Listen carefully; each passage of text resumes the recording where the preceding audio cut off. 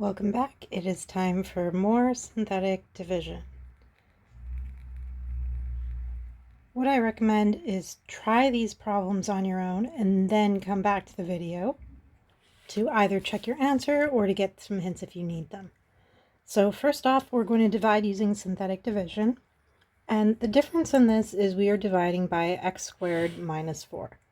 So we can actually notice that that can be factored into two terms. So this is the same as dividing by x minus 2 and x plus 2, which means all we need to do is divide twice. So let's set up a synthetic division to just divide one of these first. Okay, as a reminder, when we set up synthetic division, we're going to look at our polynomial, and we're going to look at the coefficients, including the sign in front, to set up our synthetic division. So in this case, we're going to have 2, negative 3, negative 7, 12, and negative 4. So I'm going to do this in two steps. First, I'm going to divide by x minus 2, and then as a second step, I'll divide by x plus 2. So remember, for each of these, we need to find the 0. If x minus 2 is equal to 0, then our 0 is 2. So we're putting a 2 up there. Okay, we're going to go ahead with our synthetic division. Bring down your first number, 2. 2 times 2 is 4. Bring that into the next column. Add the next column. Negative 3 plus 4 is 1. And then repeat. This time we're going to do 1 times 2, which is 2. Put it in the next column. Negative 7 plus 2 is negative 5. And repeat. Negative 5 times 2 is negative 10. 12 plus negative 10 is 2.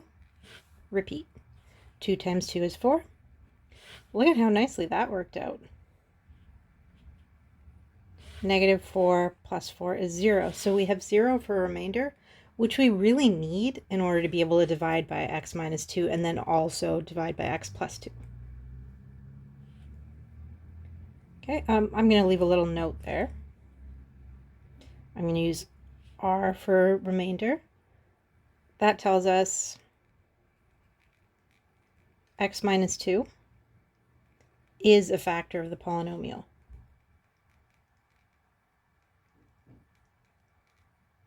Because it divides perfectly.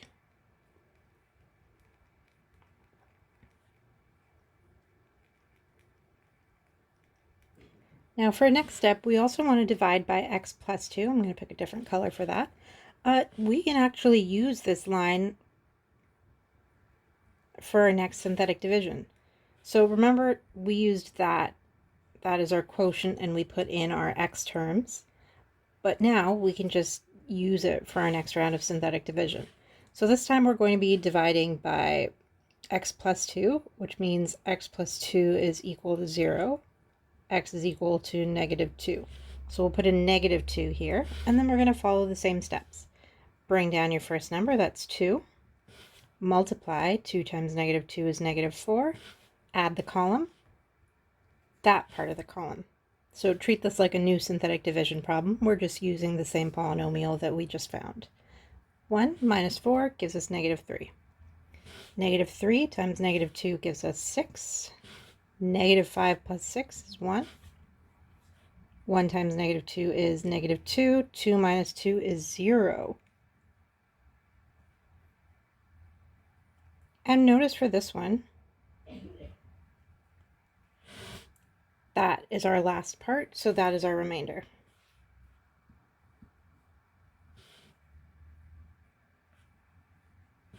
So in this case, I'm just going to write in, that was our constant number there. This was our x term.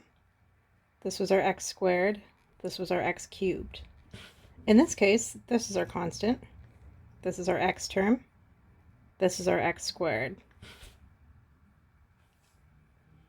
Okay, so I would write that as 2x squared minus 3x plus 1. And the remainder is 0, so I don't really need to write anything for the remainder. Now, if we take that and we multiply it by x plus 2, and we multiply it by x minus 2, that is equal to the polynomial we started with, because there are no remainders anywhere, so we don't need a second term for that. So that's equal to, let's bring back our original polynomial, 2x to the power 4 minus 3x cubed minus 7x squared plus 12x minus 4. And that is our final solution in the first form. To write it in the second form, we'll write it as a division statement. And I'll start with the long polynomial this time. 2x to the power of 4 minus 13x cubed minus 7x squared plus 12x minus 4, all divided by, we can keep our original x squared minus 4. And we can say that is equal to exactly 2x squared minus 3x plus 1. Again, there's no remainder, so I don't need to write anything after that for the remainder. All done. This method is a really good method for when you need to factor. So when things are dividing and there's no remainder. Notice how you can kind of get all the different factors. If you get it down to this point, you can also then look at the quadratic and see, well, is there a way I could factor the quadratic? All right, on to example 5. Now for example 5, there's a little change again in what we are dividing by. We're dividing by 2x plus 1.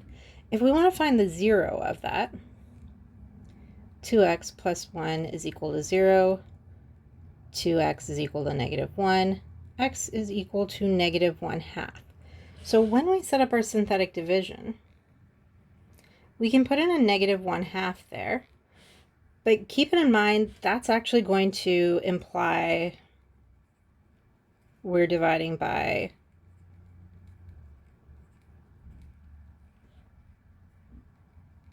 x plus 1/2. That's not exactly the same as 2x minus 1. If you were to take that and multiply it by 2 times x plus 1/2, that would be equal to the 2x plus 1. So when we divide by x plus 1/2 instead, we'll have to keep that in mind for our final answer, that there should probably be a 2 somewhere that can get factored out of the quotient, and we can distribute that into our divisor. So basically we're dividing twice, just like we did before, but we're dividing with one factor and then one nice constant factor. So let's go back to our synthetic division. We've got the negative 1/2 for now. We're going to put in our coefficients, so that's going to be 2, 3, negative 5, and 2. I'm just going to put in the dashed line from now. And really the only thing that changes here is we have a fraction, so keep that in mind. Okay, bring down your first number, 2. 2 times negative 1/2 is negative 1. 3 minus 1 is 2. 2 times negative 1/2 is negative 1. Negative 5 minus 1 is negative 6. We're pretty lucky with avoiding fractions. If you had a fraction, you would just leave it as a fraction. Negative 6 times negative 1/2 is positive 3. 2 plus 3 is 5. So notice there is a remainder for this one, a remainder of 5. So if I wanted to start writing out a statement for this, I would say that x plus 1/2, because remember that's what I've actually divided out so far, times 2x squared plus 2x minus 6. Remember that's coming from our quotient over here. And all of that plus 5, which is our remainder, it hasn't been divided by anything, is equal to the original polynomial. Factor out your GCF. So look at your quotient and notice that you can factor 2 out of everything. So I'm going to temporarily leave this x plus 1/2 in front. I'm going to factor out a 2 of the quotient, and that leaves us with x squared plus x minus 3. And then don't forget you still have the remainder at the end. Now usually we would write this with the 2 in front, but what I'm actually going to do is multiply the x plus 1/2 times 2. So we have 2x plus 1 times x squared plus x minus 3, and all of that plus 5. That is equal to, I'm just going to call our original polynomial p of x.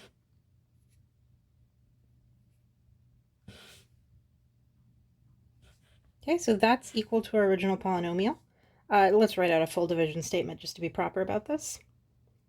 So we'll say 2x cubed plus 3x squared minus 5x plus 2 divided by 2x plus 1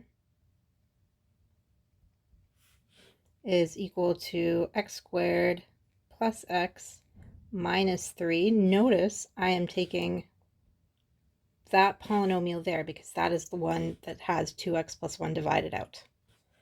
And then we have a remainder, so it's going to be plus 5, and that remainder has not been divided by anything yet, so it'll be over 2x plus 1.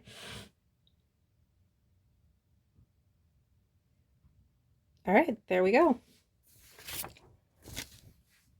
And on to the last case. Now this question is a little different. Synthetic division can also be used as a technique to determine a missing value in a polynomial. So in this case, we have x to the power of 4 plus 3x cubed plus kx minus 1. So we know there is some kind of coefficient in front of the x, but we don't know what it is and we want to solve for it. We know it's divided by x minus 2 and the remainder is negative 5. I'm also noticing we have an x cubed and an x. We don't have an x squared in there, so let's just rewrite this with all of the terms in there. X to the power of 4 plus 3x cubed plus 0x squared plus kx minus 1. I'm going to wrap that in brackets, divided by x minus 2. And let's set up our synthetic division. I know it's going to have a k somewhere, but we can still set it up. Our 0, if x minus 2 is equal to 0, x is going to be equal to 2. So we put a 2 out there. Our coefficients are 1, 3, 0, k, which I don't know, but I'll leave it as a k for now, and minus 1. Now I actually know an extra piece of information here. I know it's divided by x minus 2 and the remainder is negative 5. So I actually know that. But let's start from the beginning and let's just go through the synthetic division as far as we can. So we do have all the numbers to begin with. We bring down the 1. 1 times 2 is 2. 3 plus 2 is 5. And repeat. 5 times 2 is 10. 0 plus 10 is 10. 10 times 2 is 20. Now this is where it changes a little bit because we have a k up there, but follow the same steps. That's going to be k plus 20. We just don't know what k is yet. Now we do the same thing, so we're going to be multiplying k plus 20 times 2 to put it in the next spot. That's going to be 2k plus 40. And we know when we do negative 1 plus 2k plus 40, that's equal to negative 5. So negative 1 plus 2k plus 40 needs to be equal to negative 5 because that's our remainder. 2k plus 39 equals negative 5, or 2k equals 44, and k equals 22. So that tells us the coefficient in front of that x term. And check your original problem, that's all we actually need to solve for.